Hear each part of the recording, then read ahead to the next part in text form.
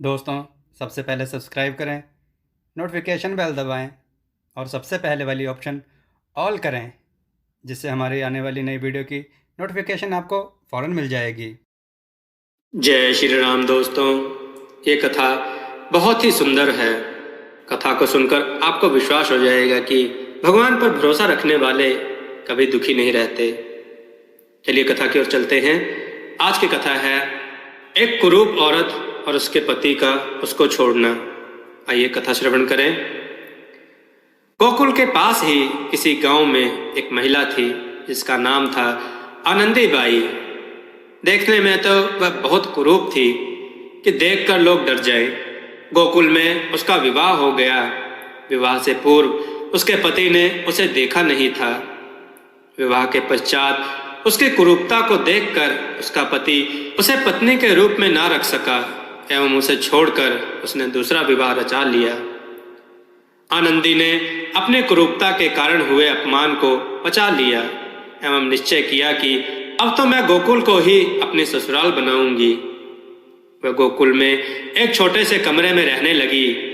घर में ही मंदिर बनाकर आनंदी बाई श्री कृष्ण की भक्ति में मस्त रहने लगी। आनंदी बाई सुबह शाम घर में विराजमान श्री कृष्ण की मूर्ति के साथ बातें करती, उनसे रूठ जाती, फिर उन्हें मनाती और दिन में साधु संतों की सेवा एवं सत्संग श्रवण करती। इस प्रकार कृष्ण भक्ति एवं साधु संतों की सेवा में उसके दिन बीतने लगे। एक दिन की बात है, गोकुल में गोपेश्वर नाथ नामक जगह पर श्री कृष्ण लीला का आयोजन निश्चित किया गया। उसके लिए अलग अलग पात्रों का चयन होने लगा। पात्रों के चयन के समय आनंदी बाई भी वहां विद्यमान थी। अंत में कुब्जा के पात्र की बात चली। उस वक्त आनंदी का पति अपनी दूसरी पत्नी एवं बच्चों के साथ वहीं उपस्थित था। अतः आनंदी बाई की खिल्ली उड़ाते हुए उसने आयोजकों के आगे प्रस्ताव रखा। सामने यह जो महिला खड़ी है वह कुब्जा की भूमिका अच्छी तरह से अदा कर सकती है, अतः उसे ही कहो ना। यह पात्र तो इसी पर जचेगा, यह तो साक्षात कुब्जा ही है। आयोजकों ने आनंदी बाई की ओर देखा। उसका कुरूप चेहरा उन्हें भी कुब्जा की भूमिका के लिए पसंद आ गया। उन्होंने आनंदी बाई को कुब्जा का पात्र अदा करने के लिए प्रार्थना की। श्री कृष्ण लीला में खुद को भाग लेने का मौका मिलेगा, इस सूचना मात्र से आनंदी बाई भाव विभोर हो उठी। उसने खूब प्रेम से भूमिका अदा करने की स्वीकृति दे दी। श्री कृष्ण का पात्र एक 8 वर्षीय बालक के जिम्मे आया था।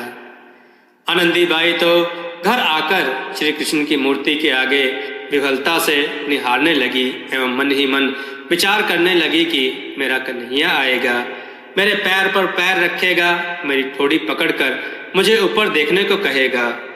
वह तो बस नाटक में दृश्यों की कल्पना में ही होने लगी। आखिरकार श्री कृष्ण लीला रंगमंच पर अभिनय करने का समय आ गया। लीला देखने के लिए बहुत से लोग एकत्रित हुए। श्री कृष्ण के मथुरा गमन का प्रसंग चल रहा था। नगर के राजमार्ग से श्री कृष्ण गुजर रहे थे। रास्ते में उन्हें कुब्जा मिली।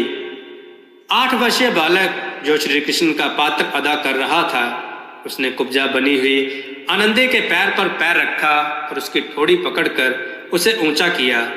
किंतु यह कैसा चमत्कार! कुरूप कुब्जा एकदम सामान्य नारी के रूप में आ गई।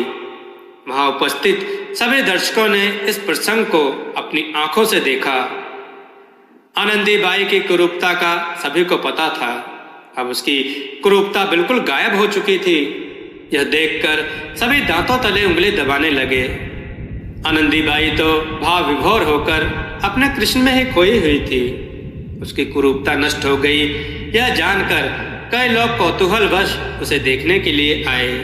फिर तो आनंदी बाई अपने घर में बनाए गए मंदिर में विराजमान श्री कृष्ण में ही खोई रहती। यदि कोई भी पूछता तो एक ही जवाब मिलता, मेरे कन्हैया की लीला कन्हैया ही जाने।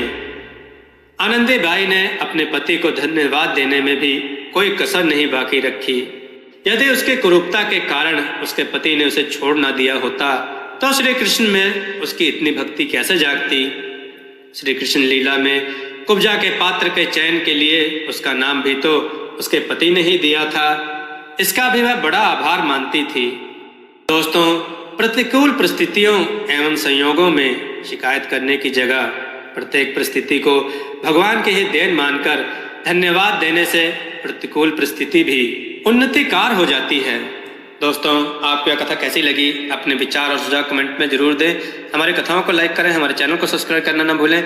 हमारी कथाओं को शेयर जरूर करें जिससे लोगों को अच्छा ज्ञान प्राप्त हो। जय श्री राम भक्तों।